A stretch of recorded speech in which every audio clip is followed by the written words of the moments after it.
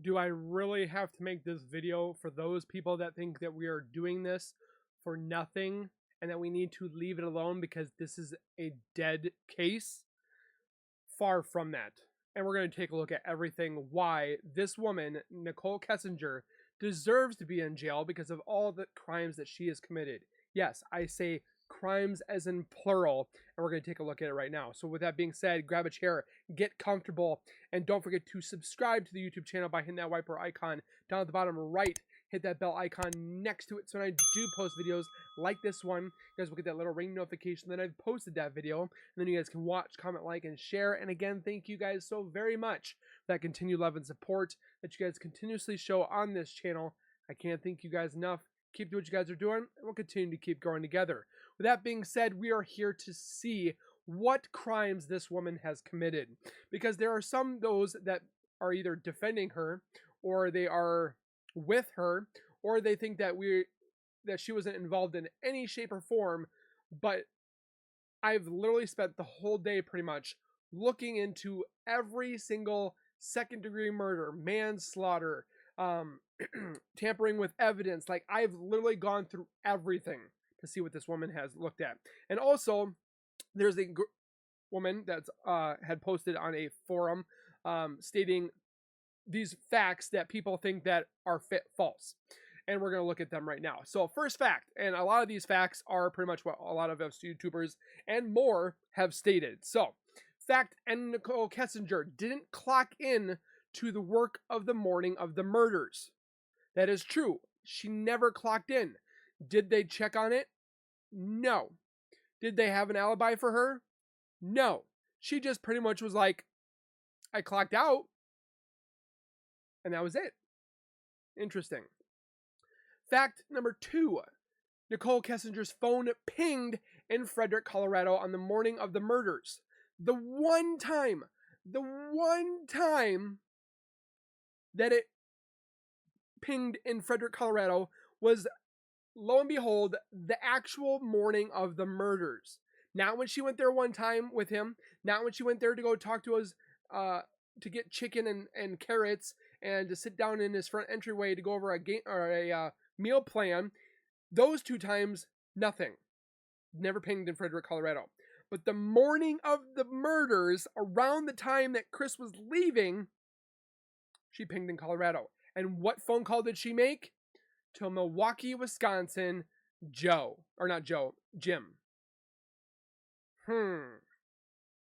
Fact number 3. Nichol Kessinger did a factory reset on her phone and tried to destroy her SIM card before handing her phone over to law enforcement. And also, she never actually handed it over the phone until September.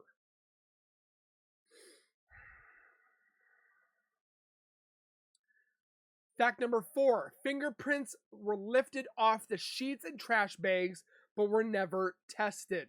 Why? Because they gathered all this information. We're going to use said information for said trial that was hopefully going to go, or this case was going to go to trial. But with DA Rourke closing it within days, not weeks, not months, days, they stopped everything. Fact number 5. Nichol Kessinger lied to law enforcement multiple times for no apparent reason, logical reasons other than hiding information. All the time. She lied more than I don't think she ever told the truth besides her name was Nichol Kessinger. Okay. Fact number 6. Fact that Nichol Kessinger stabbed Ted Gary P. in the back when she was a teenager because she was messing with another married man, giving him the little haktui, or the haktua, in a home that she was actually watching for another family member or a family friend of hers. And she was caught, but yet, really? That makes no sense. Fact number 7. Nichol Kessinger was listening into one of Chris's calls with L.E. Chris was actually trying to do a 3-way call with detectives, and Nichol Kessinger, but it wasn't working.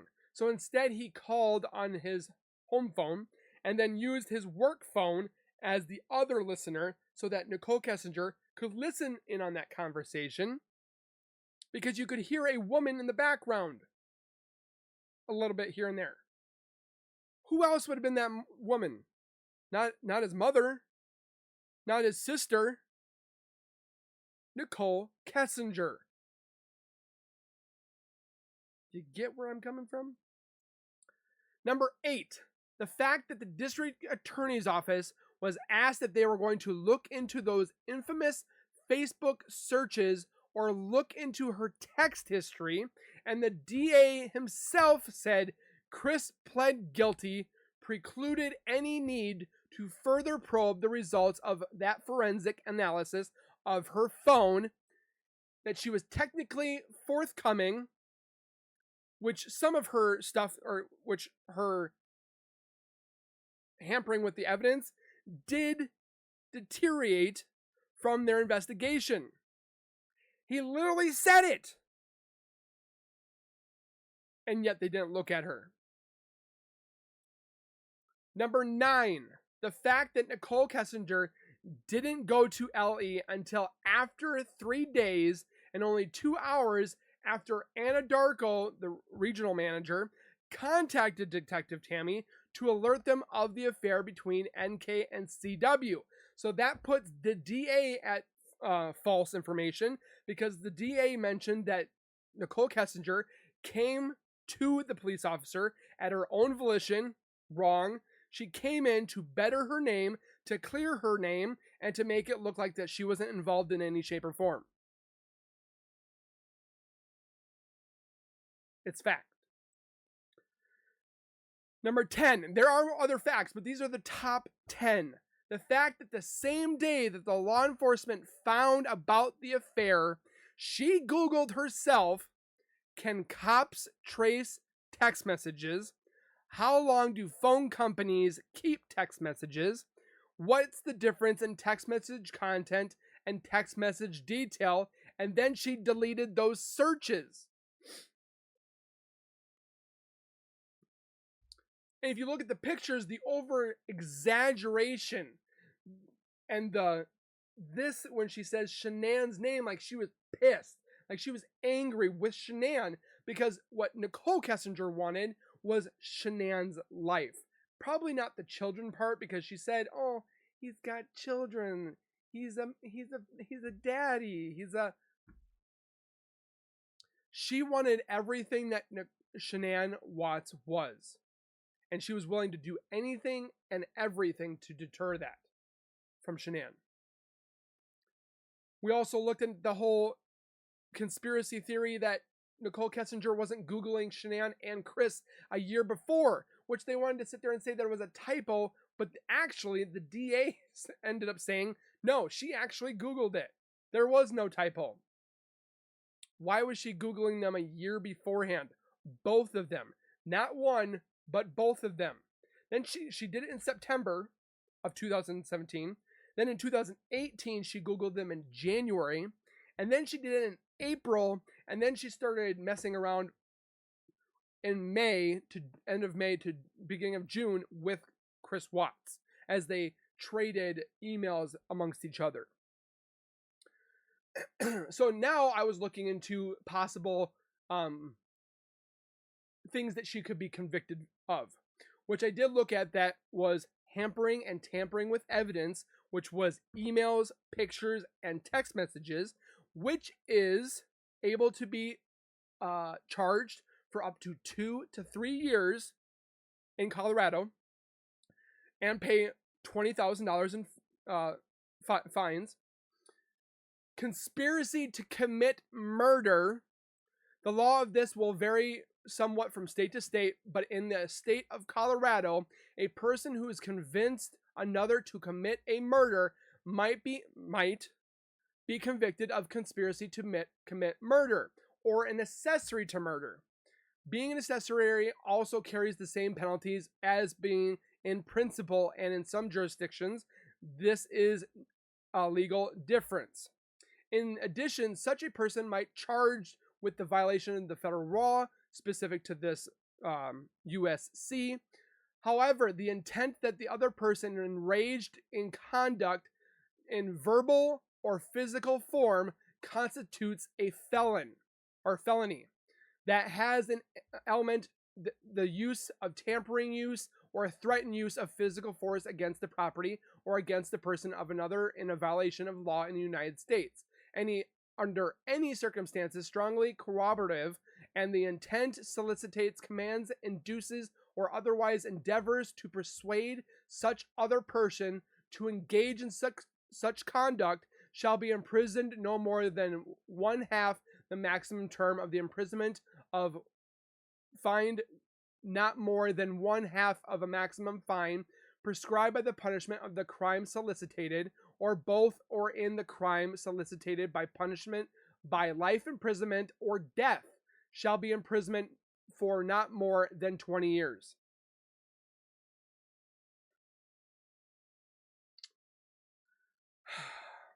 Man.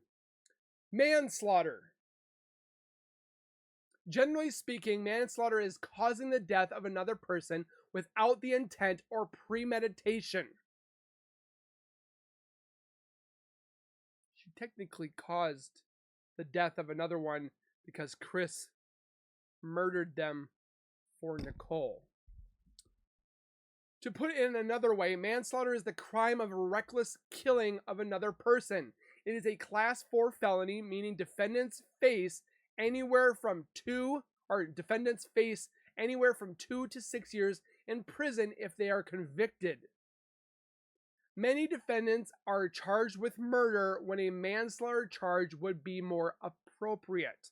Similarities: manslaughter charges may be pursued when the civil liability may be more appropriate remedy. If you have been charged with manslaughter, a manslaughter criminal defense attorney can evaluate the prosecution's case and formulated an aggressive defense. And in other cases, people that have been known to have a death without the possibility of intent: Gypsy Rose. Persuasion.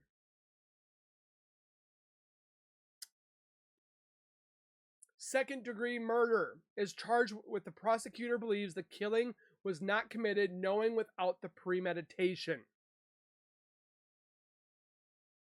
She could have been not known. Second-degree murder can be charged in the cases where the defendant did not intend for the victim to die, but knew their actions would likely result in death. Similarly, killing somebody in the heat of passion is considered second-degree murder, which they try to get with Chris, but it wasn't actually an act of passion or heat of passion. It was premeditated on his part. It is a class 2 felony that a less charge served than first-degree murder, but can carry a possible sentence of 16 to 48 years in prison. It can be lowered to a class 3 felony in the heat of passion, which that would not necessarily mean anything for her, because this wasn't a crime of passion. It was a crime of, I want to be with your man and do butt stuff with him.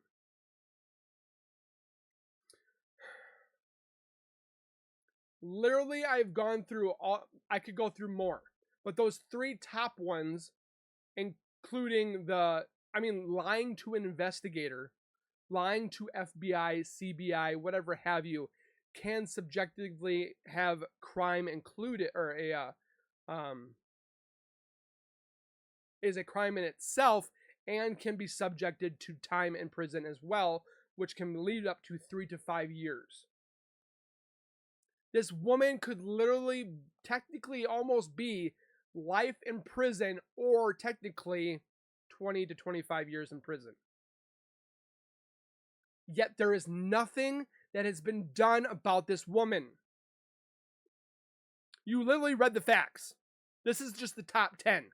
There is even more.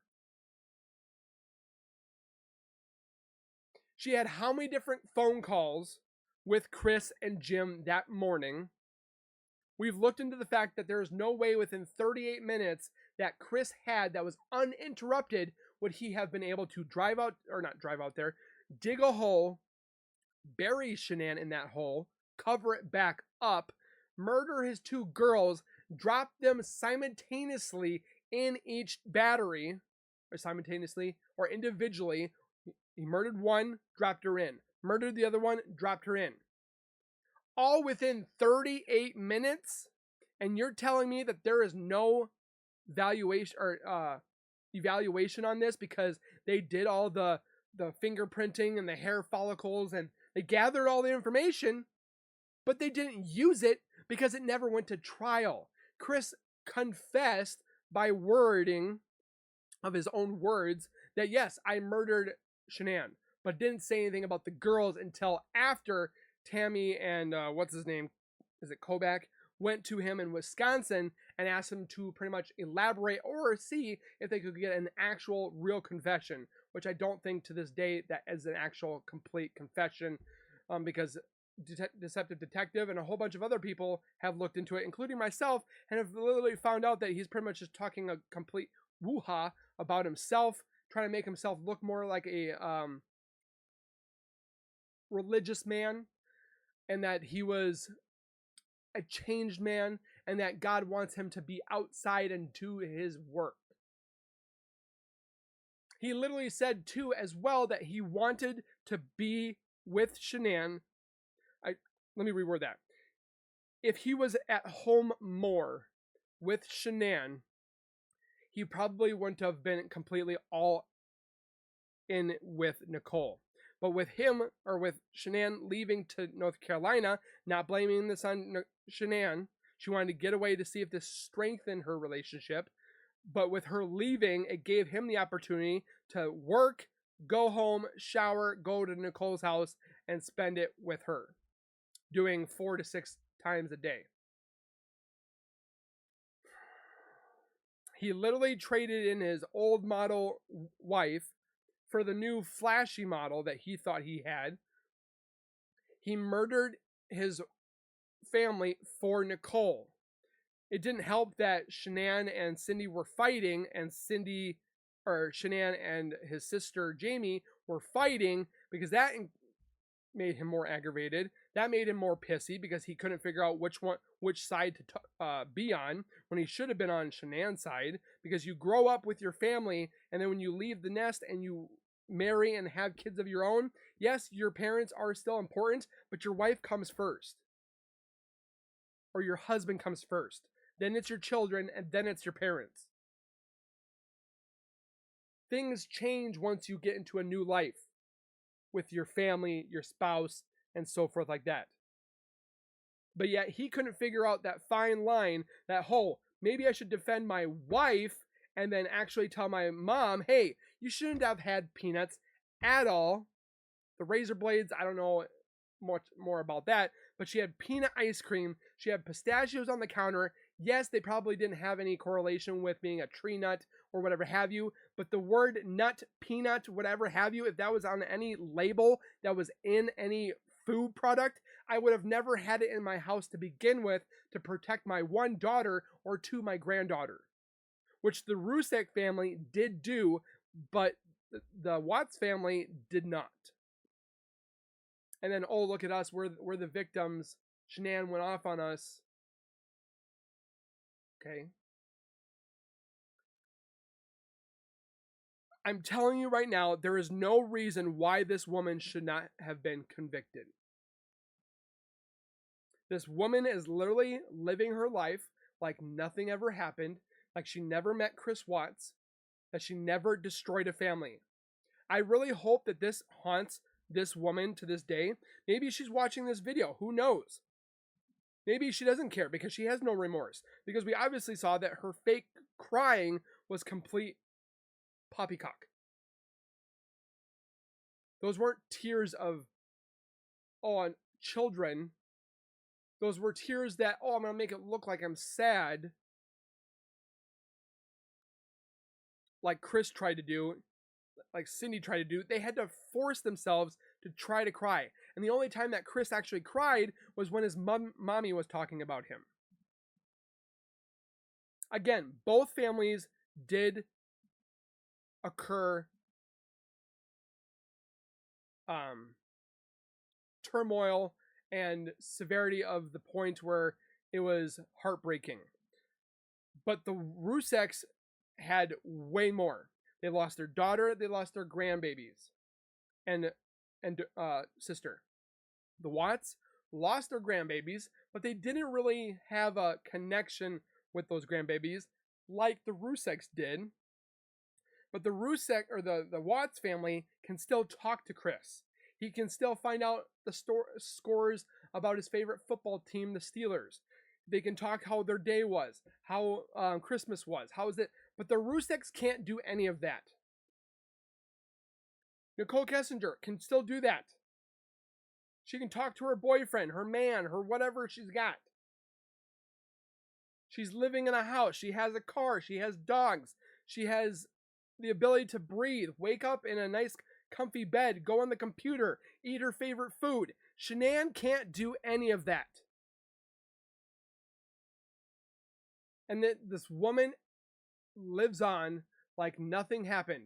This woman should be living in a 5x9 cell on a cot that's thinner than this, with toothbrush, a cup, and her steel throne of toiletness in the corner with one piece of toilet paper, and she gets showers every Wednesday and Saturday. And think about what she did as destroying a family.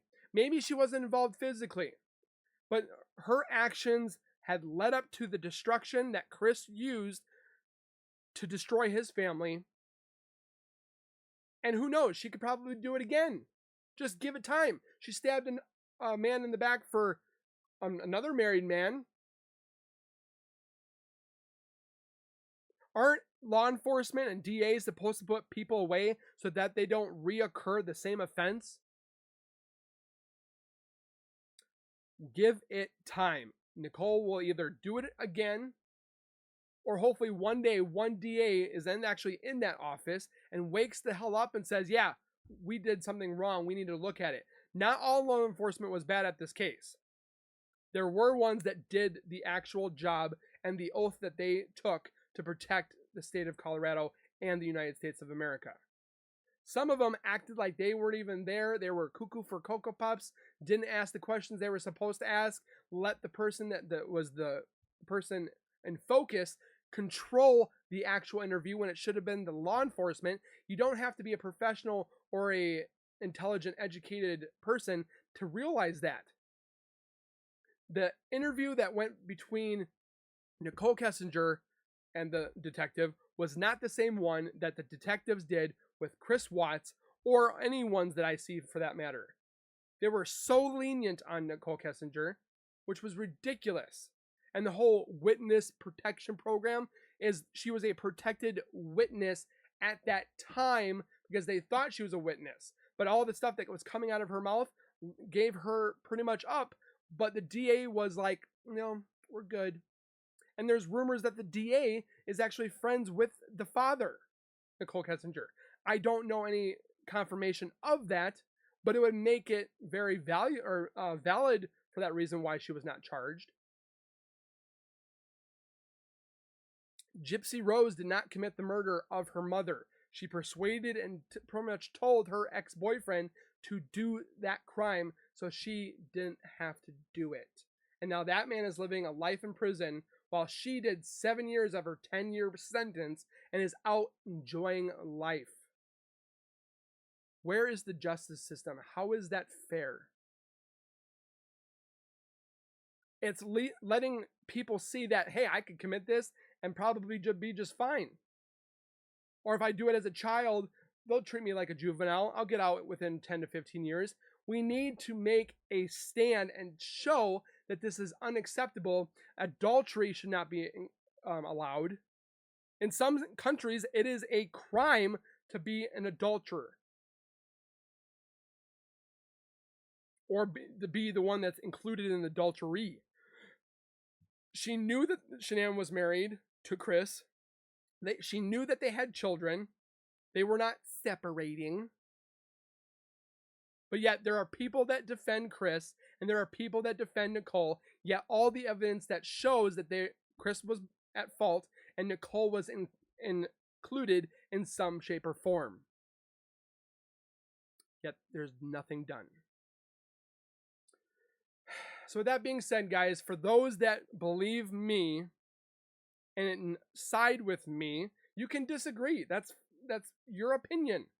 Debate it down in my comments, but be not bullying about it. State your case, and that's all we have to do. We don't have to argue. We don't have to fight each other.